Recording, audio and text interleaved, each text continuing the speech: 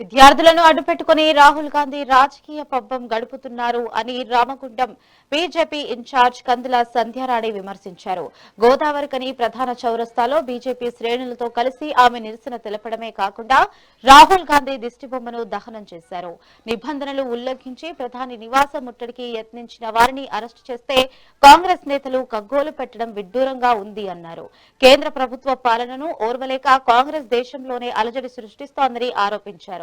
చిల్లర రాజకీయాలు మానుకోకపోతే ప్రజలు గుణపాఠం చెబుతారని హెచ్చరించారు.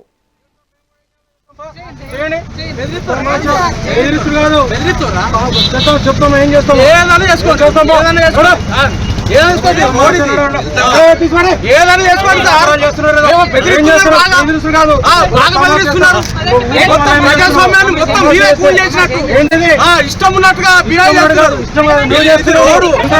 పోలీస్ ఆఫీసర్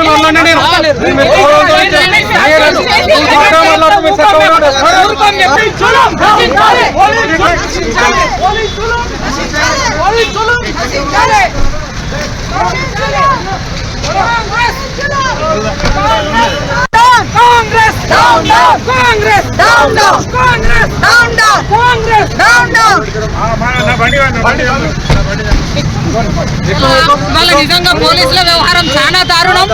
ఎందుకంటే ఇలా కాంగ్రెస్ దగ్గరుండి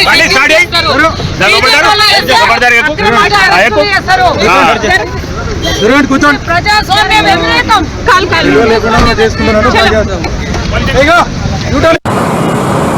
ఈ దేశంలో 60 ఏళ్ళు అధికారాన్ని అనుభవించినటువంటి పార్టీ కాంగ్రెస్ పార్టీ. అలాంటి కాంగ్రెస్ పార్టీ నాయకుడు రాహుల్ గాంధీ పార్లమెంటు సమావేశాలు నడుస్తున్నటువంటి సందర్భంలో ఒక ప్రతిపక్ష నాయకుడిగా పార్లమెంటులో తను అనుకున్నటువంటి అంశాన్ని మాట్లాడాల్సింది పోయి ఎంపీలను వేసుకొని ప్రధాని నరేంద్ర మోదీ గారి ఇంటిని ముట్టడించడం అనేది నిజంగా కూడా అత్యంత అమానుషంగా మేము భావిస్తా ఉన్నాం.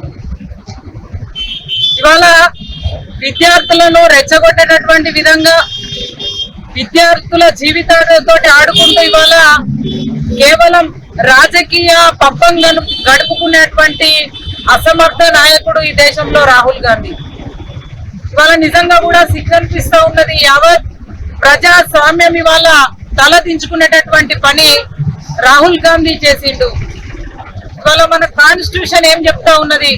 ప్రశ్నించమని, మాట్లాడమని చెప్తా ఉన్నది. అది కాకుండా ఇవాళ విద్యార్థుల యొక్క విద్వేషాలను రెచ్చగొడుతూ ఇవాళ ఈ దేశంలో అల్లకల్లోలాలను సృష్టిస్తున్నటువంటి ఈ రాహుల్ గాంధీ వ్యతిరేక కార్యకలాపాలను ఇవాళ ఎండగడుతూ భారతీయ జనతా పార్టీ ఆధ్వర్యంలో పెద్ద ఎత్తున ఈరోజు నిరసన కార్యక్రమాల్ని చేపడుతూ ఉన్నాము.